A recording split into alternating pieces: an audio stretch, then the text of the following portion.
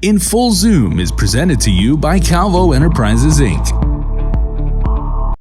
Often everyone, Nestor Licanto here with another edition of In Full Zoom. And this week, we're going to talk a little bit about a couple of major new developments with United Airlines. And here to talk about that are our guests. Pleased to welcome Mr. Michael Leskinen, who is the president of United Airlines Ventures and a vice president of corporate development and investor relations. And of course, Sam Shinohara, our local gentleman here, a managing director of airport operations for Asia Pacific. Thank you, gentlemen, for joining us today. Thank you for having us. Half a day, Nestor. Good morning. Half a day. As I mentioned, there are a couple of major developments at United Airlines that we wanted to ask you about. And let me just start off with the announcement about this supersonic aircraft that United Airlines will be buying. And Mike, let me start with you. Tell us a little bit more about this supersonic aircraft purchase. Absolutely. Look, it's a wonderful time to be here at United Airlines, and we have a really bright future. And one of the things that is going to be a hallmark of how we run this company is that we want to lead the industry with innovation.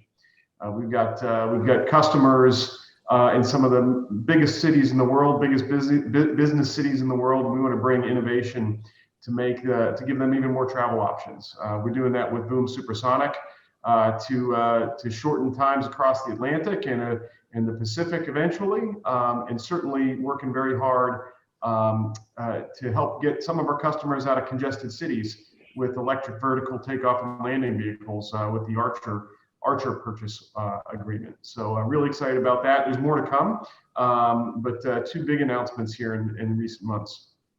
Yeah, and as I understand it, it's been about 20 years since we've had supersonic travel. I believe it was the Concorde back in 2003 or something of that time. What prompted United to reconsider going into the supersonic realm here? Well, look, the demand for speed has always been there, and a lot of the trunk routes that we fly internationally are suited very well for a supersonic aircraft. The problem with the Concorde was it was just too expensive to fly, too expensive for the fuel because of the lack of efficiency, and maintenance costs were very, very high. What has happened with improving technology, improving jet engine technology being a big piece of it, but also airframe manufacturing with composites to make the aircraft lighter and more fuel efficient. We expect that's going to bring the cost to operate the Overture aircraft down by about 75% versus what the Concorde cost to operate. And as I said, the customer demand for speed has always been there. And those markets have only grown since the Concorde was grounded. And so we think this is the right time to bring supersonic back to the traveling public. And we think United Airlines is the right airline with our customer base to lead the industry with that return to supersonic. Yeah, and Sam, we know the need for speed being way out here in the Western Pacific, isolated from a lot of the major cities of the world. Can you talk about the possibility of Guam being able to avail of this supersonic service? Well, Nestor, I'm not sure what the plans are from a network perspective to base an airplane out here. We don't have that kind of business traffic, but we did mention the opportunities out of Tokyo potentially, and so we have seamless connection from Guam into Tokyo, and in a normal day we have 3 flights a day, so lots of opportunities to get Guamanians from Guam over to Tokyo to potentially experience super cool travel experience for sure. Yeah, how long will that Tokyo to say San Francisco flight be? Nestor, in all these flights, whether it's Pacific or Atlantic, the aircraft's going to fly more than twice the speed of current aircraft technology. So take that travel time, cut it in half. So it really is game changing. And we talk about where we're going to fly this aircraft. Initially, we do have New York, the Newark Airport out of New York City targeted for Atlantic. But looking at San Francisco as a hub, a longer term, would be a second hub to fly this aircraft out of. Just like other aircraft technology that we've brought to market, it takes time to mature. As you bring these aircraft to market, you expand the production, the costs come down. and you can bring the aircraft to more and more locations around the world. And so we're excited about that. We've got to start in some of the bigger markets, but we expect this aircraft to be a success. And as it is successful, cost will come down, and we'll be able to bring it to more and more points in the network. Yeah, and Sam, sustainability is one of the key aspects of this as well, right? And that's a push that United is really hoping for.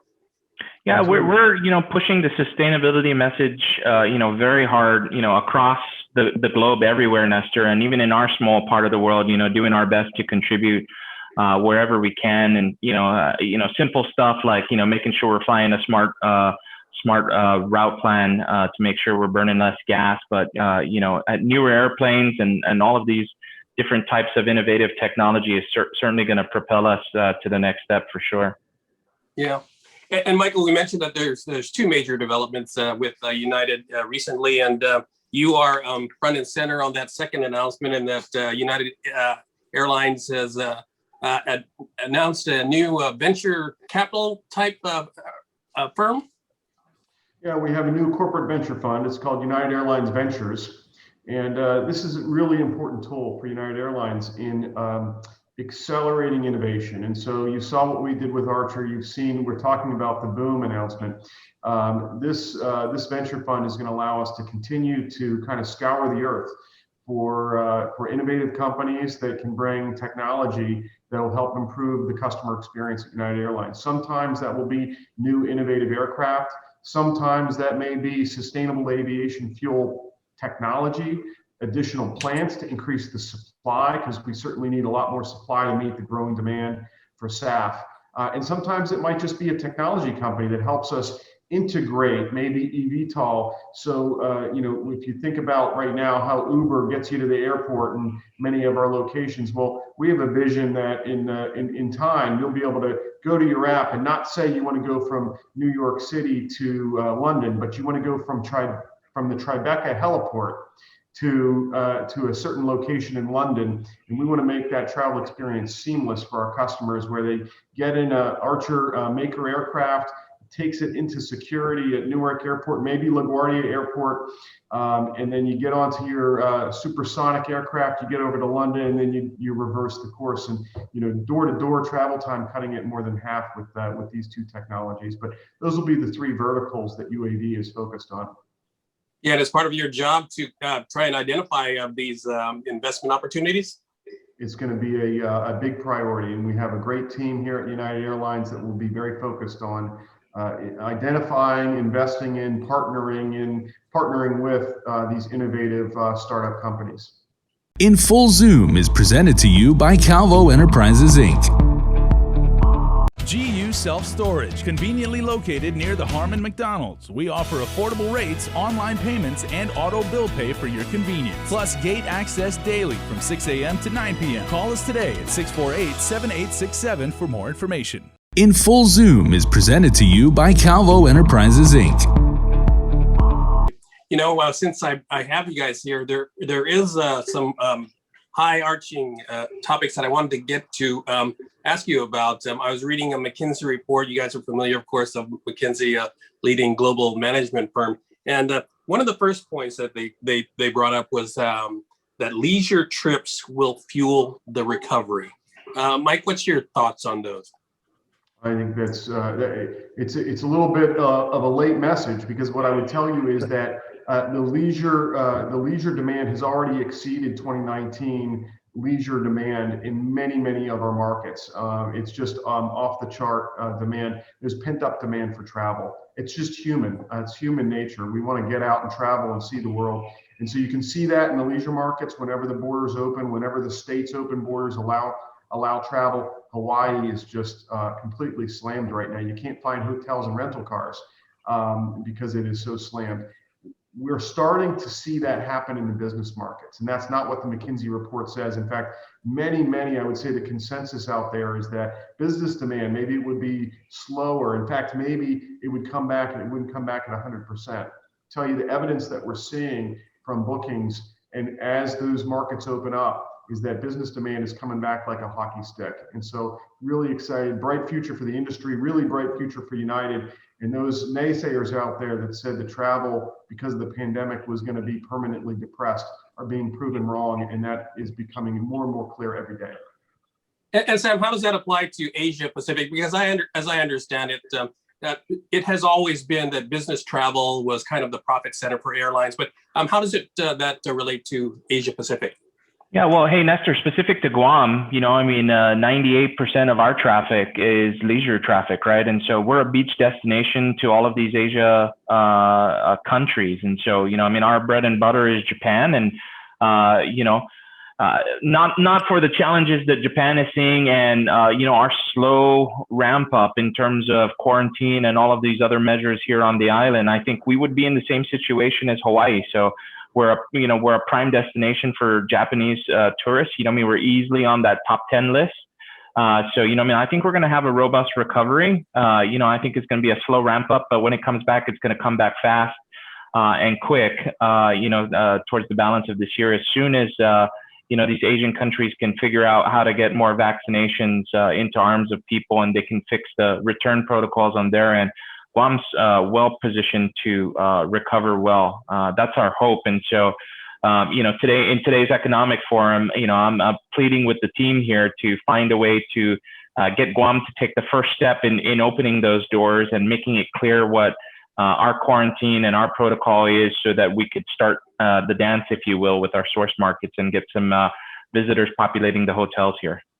Yeah, I saw you at that economic forum earlier this morning, and you made the point that you need more clarity on what those protocols are, the quarantine protocols in particular. Can you elaborate on that? Yeah, it's really tough for a traveler to understand what it's going to be like, right? And so if there's no clarity with respect to, is a test required? Are they stuck in quarantine hotel? Can they leave the hotel? Are they able to go pick up meals elsewhere and come back? And my perspective is nobody wants to come to a leisure destination to get stuck in a hotel room for 6 to 14 days. It's just not an ideal experience. So therefore, I'm not going to consider Guam. I'm going to look at Hawaii, where I can come in with a negative COVID test and experience the pleasures that that destination has to offer. And so we really need to do something to kind of help ourselves. And I think we're primed to do that right now. We're well over 70% of the population here vaccinated. There aren't there are too many people in the hospital, but there aren't a significant number of COVID cases in the hospital. And so I think it's time for us to work on responsibly recovering the visitor industry here on the island. Yeah, and Mike, on to the second point in that McKinsey report, they said that a staggering debt will result in increased ticket prices and a larger role for the government. Your thoughts on that? Yeah, I think it's unclear, actually. I think that the airline industry was on a slow but structural improvement trend line pre-crisis, with better management practices, more thoughtful competition, where we compete where we have the high ground, where we compete where we have strengths in our hubs, for example. And so I think that there will be winners and losers that emerge from this pandemic. Feel very strongly that United is kind of leading from our front foot, and we've got some big advantages as we return. There will be other carriers that come back a bit weaker, that have more stretched balance sheets. But I think in the fullness of time, you won't see a decided difference in price. Maybe you get a little bit more pricing because of less capacity coming back because of some of those competitors that have been damaged, particularly in some of the international markets. I don't know so much about the Pacific. I think the Pacific, the supply will come back pretty robustly. If you look at the Atlantic, there are a lot of European carriers that have cut wide body capacity, and those aircraft won't come back real quickly as a result. So you might see higher prices in the Atlantic. In the Pacific, I think that we should see prices. They'll come back to where they were, but I wouldn't expect them to be a lot higher than they were pre-crisis. Yeah, Sam, what are your thoughts on that? Because I know that the Asia Pacific is a very price-sensitive market, isn't it? Yeah, I mean, I think to Mike's point, I think the demand and capacity will set the price points for folks. on the island here with respect to recovery, we've been talking about, stimulative programs to get people interested, right? And so, there is some, Asia Pacific across the globe is certainly the first entity to be impacted by COVID. And as a result, we're going to be the last to recover. But, I think that there's some opportunity to capture that pent up travel demand, to make sure that, people understand destinations like Guam can be a safe place to visit, and work through all those protocols. And if we can help, get the message out about what we're doing on Guam to be a safe place to visit, and we can make it clear what the expectations are, and we can publish availability from a airline capacity perspective, I think there's good opportunity for us. And, as the hometown carrier here, we're ready to do that. And, I'd be remiss if I didn't remind folks that we've never stopped operating. Our schedule is significantly reduced, but we've never stopped operating because this place is important to United Airlines, and it's a key part of our franchise, and we're going to find a way to make it work for sure. In Full Zoom is presented to you by Calvo Enterprises, Inc.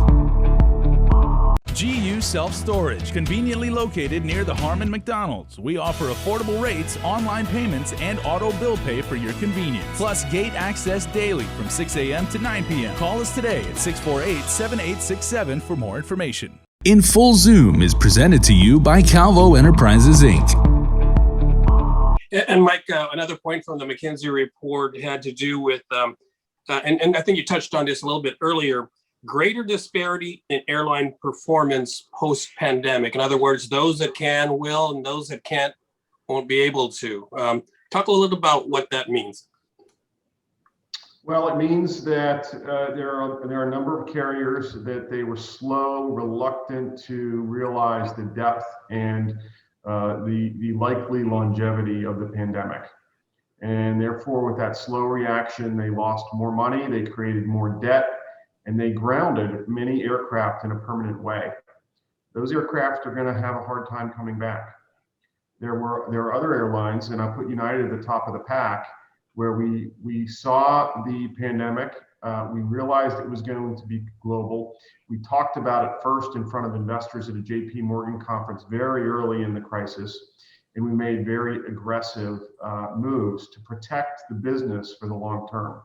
And we're going to take that same level of leading and being proactive to come back and bring that supply back as soon as borders come down, whether it's in Guam or anywhere in South America, Europe, and within the U.S. When borders come down, travel demand comes back very, very quickly. And United's going to be there to serve that demand. And Sam, can you speak about the impact post-pandemic to Asia Pacific? Some reassurances for the traveling public in this area? Yeah, I don't think anybody's really walked away from, the importance of the franchise out in the Pacific, right? We're eager to get things going. Japan, I think, is going to be a slow climb uphill. They're super fixated on making sure they host the Olympics properly, and they're not really interested in making changes to their, kind of inbound protocols, if you will. And I think once they get through that, and they get more people vaccinated, I think that's going to open the doors to things. I'm very excited about, while we don't serve the market, today, I think, we should be very excited about the opportunities that Korea travel into Guam brings. That population is getting vaccinated at a pretty quick pace. The government here has indicated that we are going to allow travelers that are vaccinated with AstraZeneca free arrival into the island without any quarantine measures. I think that's going to help. And I think COVID is generally contained in Taiwan. And while that's generally a small market for the island, it is a very high spending market. And I think there's opportunities for us to capitalize on that. And in the meantime, we're just focused on making sure that we can run a sustainable operation here, trying to make sure that we can get folks between A and B on time and with their bags for sure.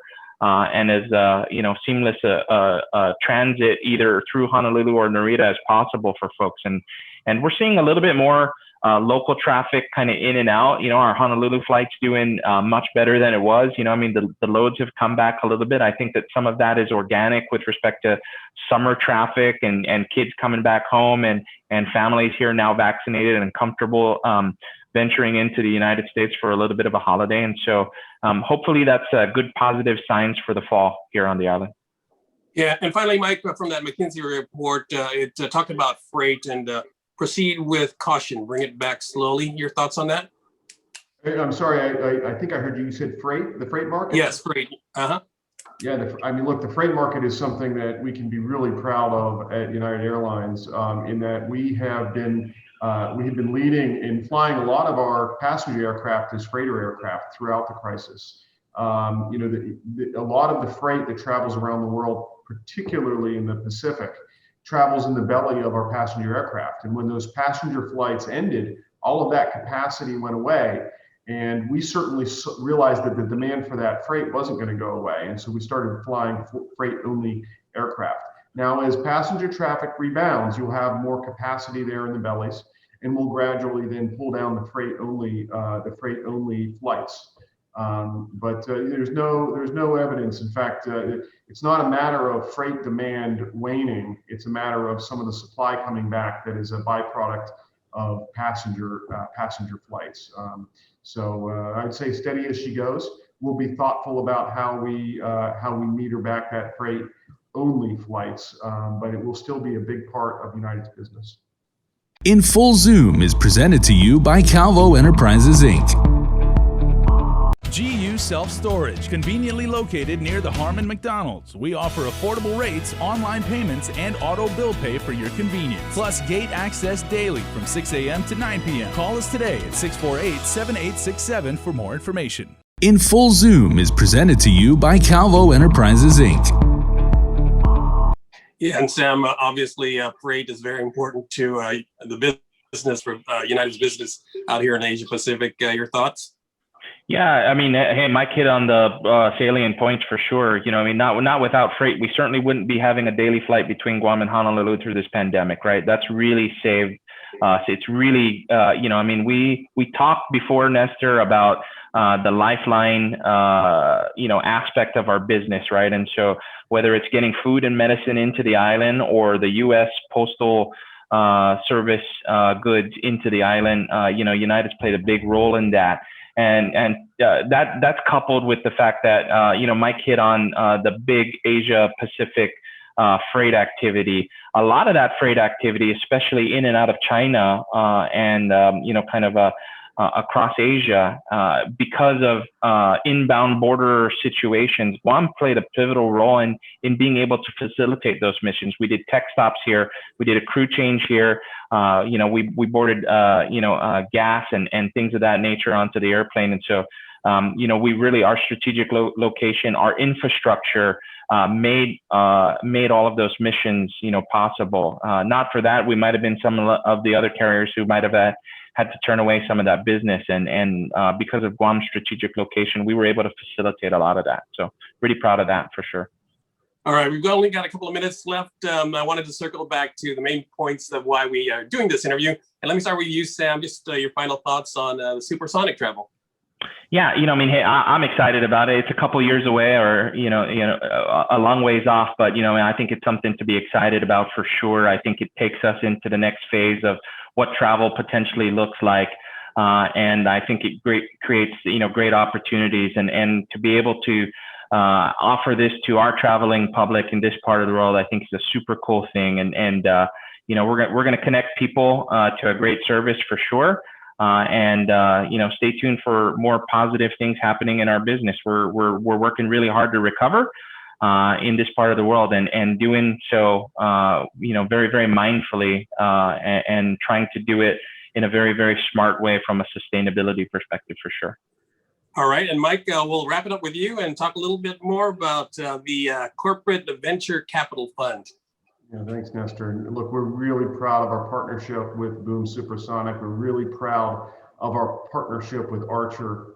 And what you're going to see out of United Airlines Ventures is that we will continue to lead the industry with innovation. And we're going to scour the earth, as I said, for the best, most innovative aerospace companies coming up with new technology that will help us serve our customers. We're going to look for the best, most sustainable sources of driving additional sustainable aviation fuel to drive carbon sequestration to minimize our carbon footprint. and to add technology to make travel more seamless for our customers. And we're going to do that. And it's going to be a new age for United Airlines as we lead the industry with all of these innovation. You've seen a taste of it here today. All right, future looks bright. Michael Leskinen is the president of United Airlines Ventures and vice president of corporate development and investor relations. And of course, Sam Shinohara is the managing director of airport operations Asia Pacific. Thank you for joining us. Thank you for your time, gentlemen. Thank you. Thanks, Nestor. I'm Nestor Licanto. Thanks for watching, everyone. We'll see you again next week on In Full Zoom. In Full Zoom is presented to you by Calvo Enterprises, Inc.